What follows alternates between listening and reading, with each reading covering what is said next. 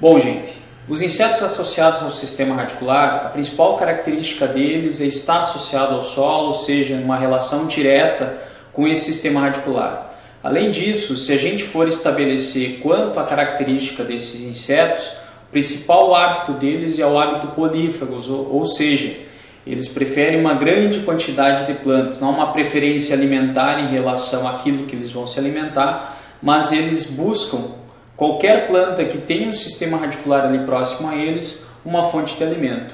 Por isso a principal característica deles é não impactar, principalmente em situações de manejo, o sistema de rotação de cultura. Além disso, esse hábito polífago é um prejuízo para nós muito em função que muitas vezes, dependendo das culturas e a sucessão de culturas, aquele hábito da gente sempre ter culturas associadas aos cultivos faz com que muitas vezes as populações aumentem. A grande dificuldade de manejo desses insetos, eles estão no solo e geralmente aí tem a relação de tratamento de semente que vai ter efetividade. Além dessa característica de ser polífago, ou seja, estar presente no sistema de cultivo, eles têm outra característica que é aquela associada ao seu aparelho bucal. Ou seja, insetos apresentam um aparelho bucal do tipo mastigador e insetos que apresentam um aparelho bucal do tipo sugador. Ou seja, esse aparelho bucal mastigador é aquele que vai interferir e vai causar um maior impacto para nós, porque aí a gente está perdendo a área do sistema radicular.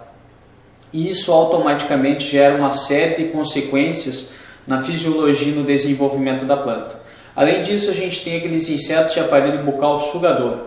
Qual que é a diferença dos dois? O sugador simplesmente está ali permanecendo no sistema radicular, sendo um dreno para a planta, ou seja, a planta produz lá em cima fotoassimilado e automaticamente esse dreno lá embaixo ele vai retirando. Ou seja, aquela energia que ia ser transferida para a gente produzir mais massa, mais sistema radicular, automaticamente é drenada para o crescimento e para o desenvolvimento do inseto. Se a gente for pegar no escopo todo, e aqui a gente busca trazer para vocês os principais insetos associados, vocês podem notar que aqui a gente tem toda uma gama de insetos associados ao sistema radicular, ou seja, envolvendo uma série de corós. Contudo, principalmente para a cultura do trigo e pelas regiões que ele vai ocorrer, a gente tem como destaque para vocês aqui em cima, Dilobderus abderus e Phyllophora titchophyca, ou seja, seriam hoje os principais corós associados à cultura do trigo. Além desses, a gente tem alguns outros aqui, que são de ocorrência esporádica. Por que isso? Esporádica. Porque muitas vezes eles podem acontecer e em elevadas densidades populacionais eles geram impacto econômico. O que é importante destacar para vocês? Todo inseto ele permanece no sistema. Agora, quando começa a aumentar muito a densidade populacional dele, é que aí a gente começa a ter um impacto econômico, é por isso que ele se torna inseto praga. Outro grupo que é importante, e aqui embaixo está definido, que é o grupo dos insetos sugadores, que é aquele grupo dos percevejos castanho, que está muito associado a regiões de latitudes menores, ou seja, regiões mais quentes, e consequentemente isso acarreta que essa população de insetos geralmente ela se mantém homogênea ao longo do ciclo de cultivo, não só ocorrendo muitas vezes no trigo, mas também em outras culturas como milho, soja, ou seja, esse inseto está presente no sistema. E aqui também a gente coloca para vocês alguns outros insetos aqui, como a Diabrotica speciosa, um inseto que causa um maior impacto na cultura do milho, mas cabe destacar para vocês que muitas vezes em outras culturas ela também gera um impacto significativo, muito em função desse inseto não está só se alimentando da parte aérea, como a gente geralmente vê os adultos, mas também causando impactos no sistema radicular. O que esses insetos todos têm em comum em relação ao seu dano? E isso é importante destacar para vocês. Por quê?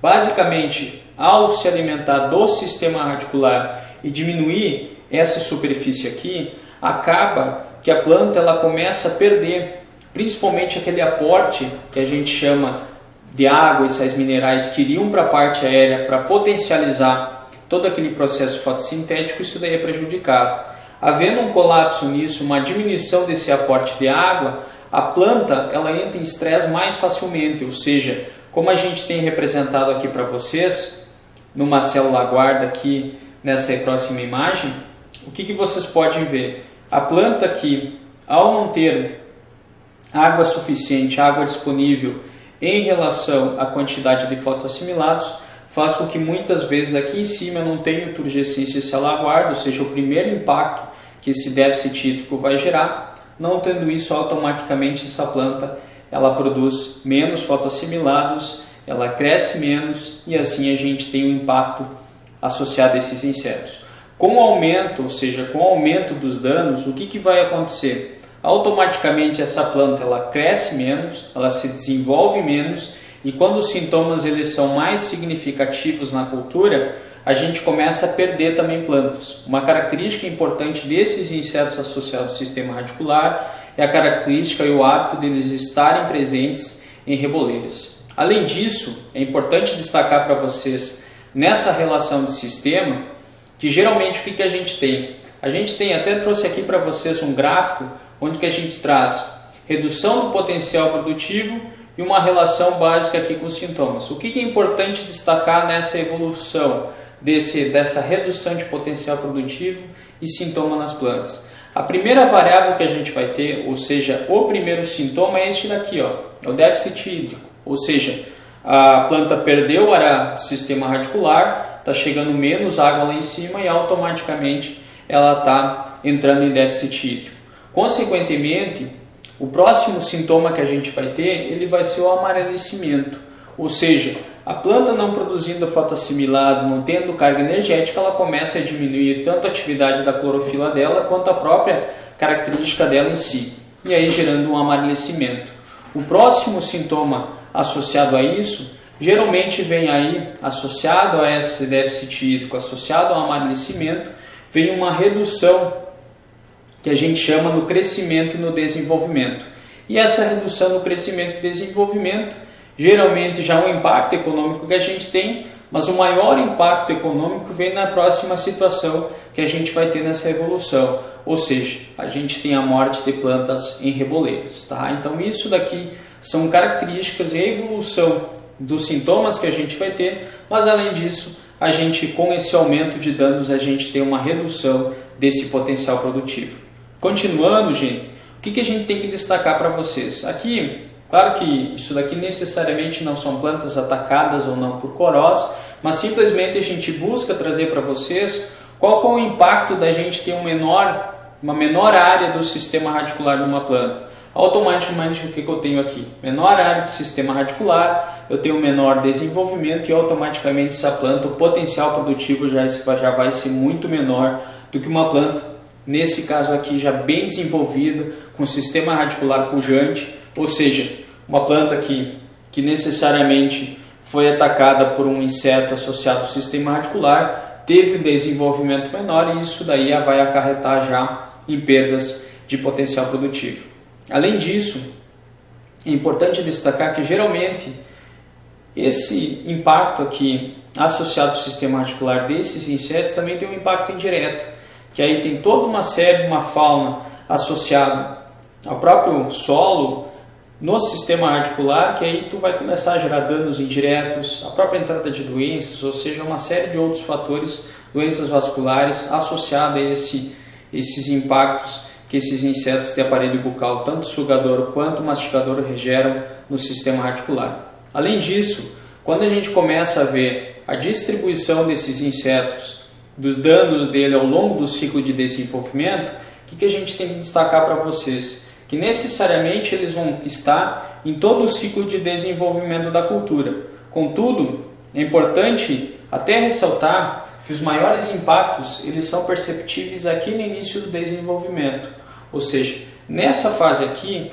é quando a gente tem os maiores impactos e aqui é onde que a gente tem a perda de planta. Por quê? Porque aqui a planta está em início de desenvolvimento, os insetos que estão no sistema radicular eles têm uma necessidade maior por se alimentar muito em função que as larvas que estão vindo aqui são umas larvas decorrentes da própria cultura de verão, ou seja, aqui os impactos eles vão ser mais significativos. Contudo, com o desenvolvimento da planta, passando para a fase reprodutiva, fase de enchimento de grão, o que é importante destacar? Menor área do sistema radicular, automaticamente a gente tem uma menor floração ou necessariamente uma menor fecundação e automaticamente quando a gente vai para a fase de enchimento de grão, a gente tem grãos menos desenvolvidos. E aí a gente já tem um impacto em número de grãos por espiga e também o peso de grãos, e isso daí tem uma relação muito direta com o pH. Ou seja, ao longo do ciclo eles vão causando danos,